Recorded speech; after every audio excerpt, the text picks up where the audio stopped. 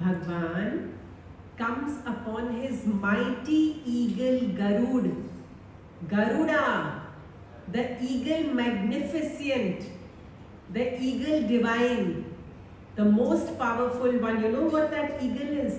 The eagle is the satsang of the Bhagwad Gita. We will sit upon this Garud with Bhagwan and scale the heights of spirituality. This is the Bhagwad Gita and we are on chapter 1, shlok number 29. Sidanti mama gatrani mukham cha parishushyati vepatyusha sharire me roma harshascha jayate. Arjun is stationed in the middle of the battlefield, right in the center. Right in the center. Bhagwan is like that, the Guru is like that. He places you right in the center of your battles. See, sannyasis, what they do, they cannot face their battles, so they run away. They escape from the world, but they cannot escape from their karma. They cannot escape from their mind. So Bhagwan wants Arjun to be right in the middle of the battle, like the Satguru wants us to face all our karma, exhaust all our karma. So if terrible things are happening with you, dear friends, don't worry. It's your karma getting cancelled.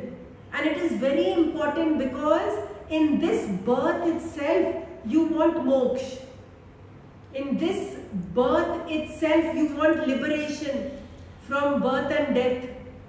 And for that, all your karmas have to exhaust. And that is why the Guru is exhausting all your karma. So Arjun is in bad shape because his karmas have come in front of him and he's finding it very difficult to face. But he's holding Krishna's hand.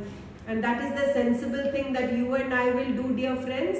We will just hold Krishna's hand and surrender to Krishna's feet. So Arjun is saying over here, my mouth is parched. No amount of water can settle it. My mouth is parched, my body trembles, and my hair stands on end.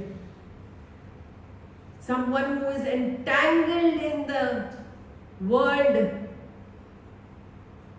and to remove yourself from the world, the Lord lives within, W-O-R-L-D, world, and inside that very world, L-O-R-D, Lord. Inside the world is the Lord.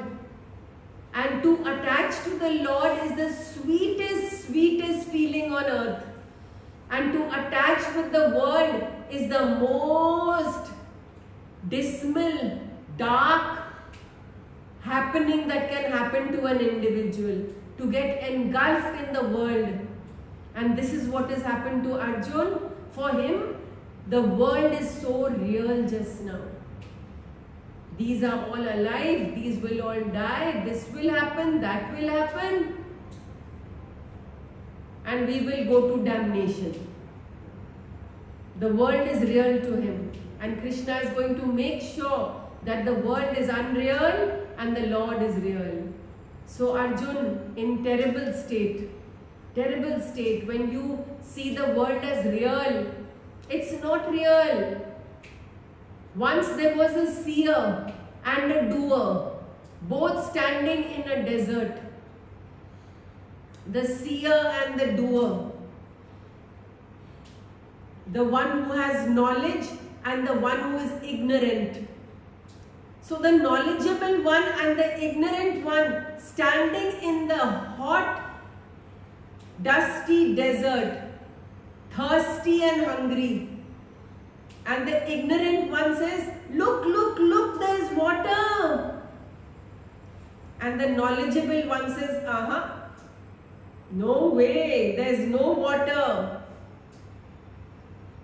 The ignorant one says, see, I can see the water, I can see the water, I can see the water, I can't be wrong.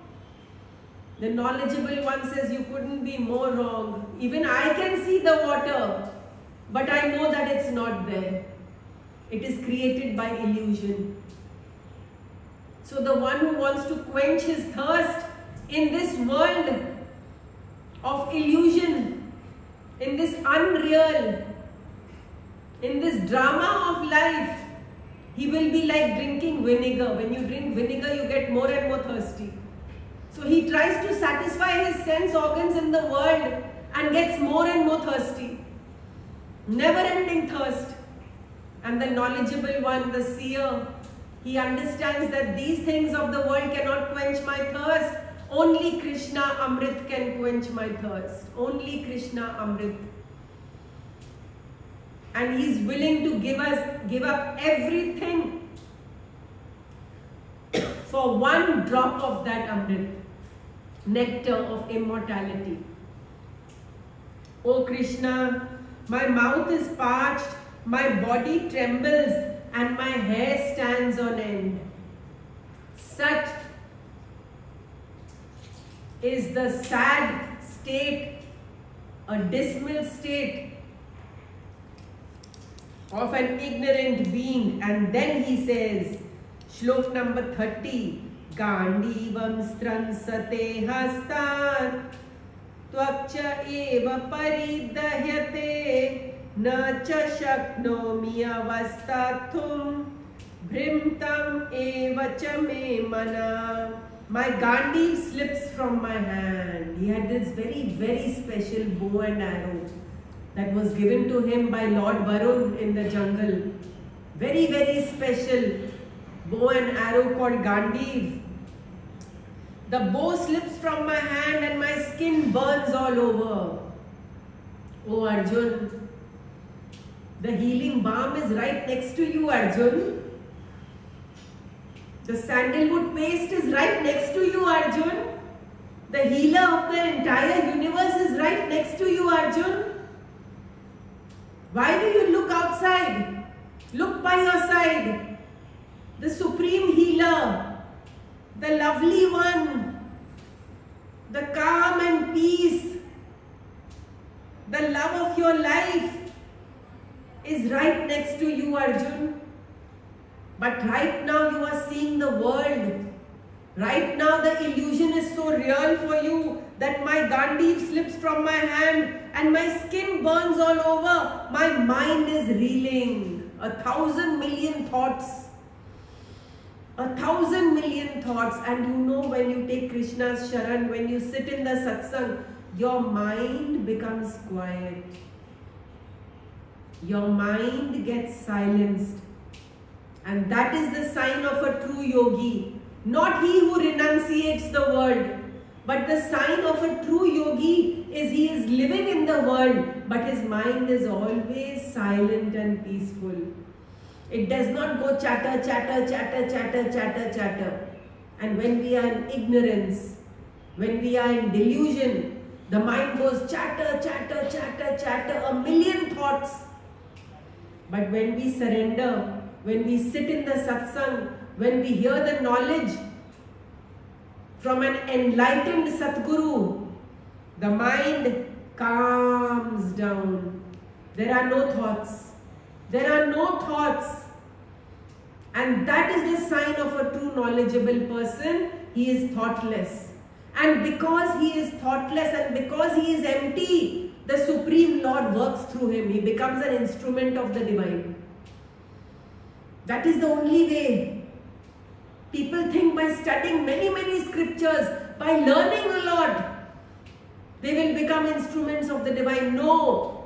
You have removed the thoughts of this world and stuffed yourself with more and more words.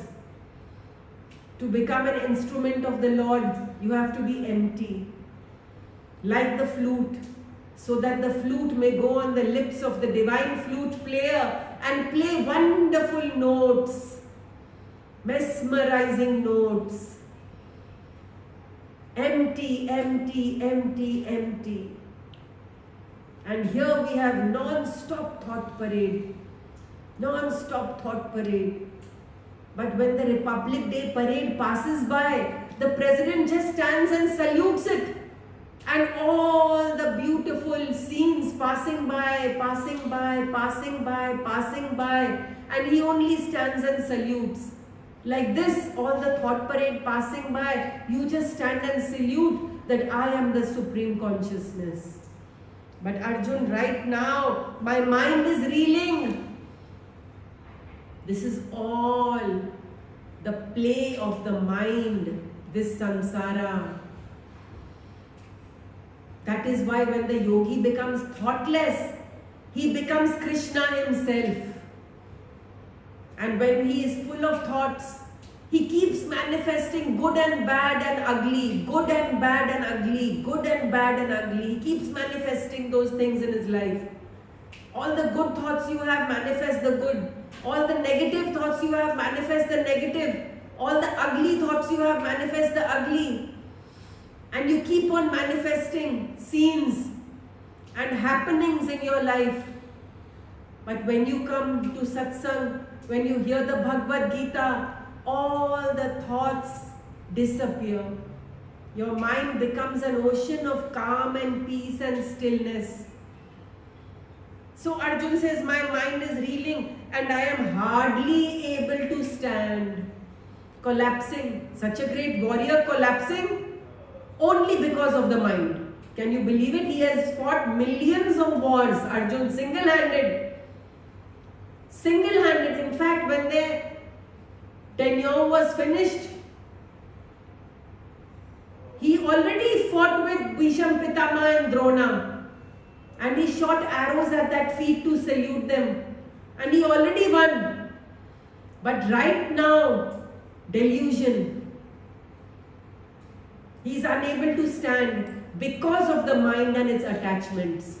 Otherwise, Arjun has never lost a single war in his life. He has single-handedly fought so many wars and he has always been victorious. But look at the treacherous mind. Look what happens when your mind overpowers you. The greatest Kshatriya of all time. The greatest warrior of all time. And he's collapsing. But never mind, the Guru will pick you up. Never mind. All of us go through this. But the Guru won't leave us. Are we able to see ourselves here in Arjun's position? Collapsing. Hair is standing on end, mouth is parched and the gandhi slipping from my hand. Blinded by attachment. Detach yourself, dear friends. Detach yourself. Take one step behind and then view everything as the seer, not the doer. Watch everything. Don't get all knotted up and tied up in the snares of delusion. But you and I cannot do this. Let me tell you one thing. This is the Sadguru's job. This is the Sadguru's job, and this is his compassion and his love who does this for us. And then Shloka number 31. Nimittani cha pashyami viparitani keshava na cha shreyo anupashyami hatva swajanam ahave. Arjun continues, and I see evil omens. Why is he seeing evil omens? His face is towards the shadow, towards the darkness. Krishna is just now behind him. And he is facing the darkness. And because he is facing the darkness, he is seeing evil omens. And if he turns his face towards Krishna, he will see joy, he will see love, light and victory. I see evil omens, O Keshava. Keshava means the one who has a brilliant aura. O Keshava. I see evil omens, nor do I see any good in slaying my kith and kin in battle. Kith and kin? Negative energy can be your kith and kin? No. Arjun, Krishna is yours. The Sat Sangat is yours. Positivity is yours. The sadhana is yours. The mantras are yours.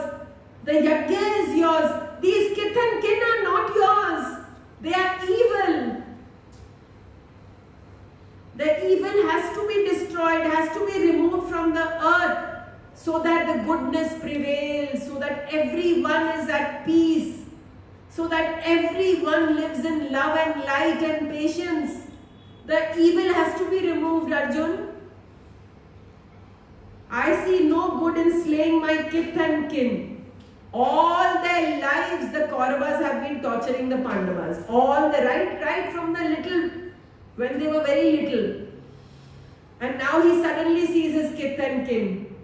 A mighty soldier, seeing his kith and kin. Weakness, weakness, weakness. Actually, all the ignorance is inside, not in front. The darkness is inside, not in front. So now we are going to silence ourselves and say to God, whatever arises inside me, I surrender to thee. Arjun says, I see no good in slaying my kith and kin. Arjun, nobody is yours. Nobody is yours except the sweet Supreme Lord. And after having Him, how can you put your mind in anyone else? No way. Nothing belongs to me. No one belongs to me. These are all samsara. And I am surrendered at the lotus feet of Lord Shri Krishna. Arjun is enveloped in darkness. Enveloped in darkness. But who will take out his darkness? Only Shri Krishna. He cannot do it himself because he is a jiva. And the jiva can never take oneself across the ocean of transmigration. He needs help from his Guru, from Krishna, and from the beloved.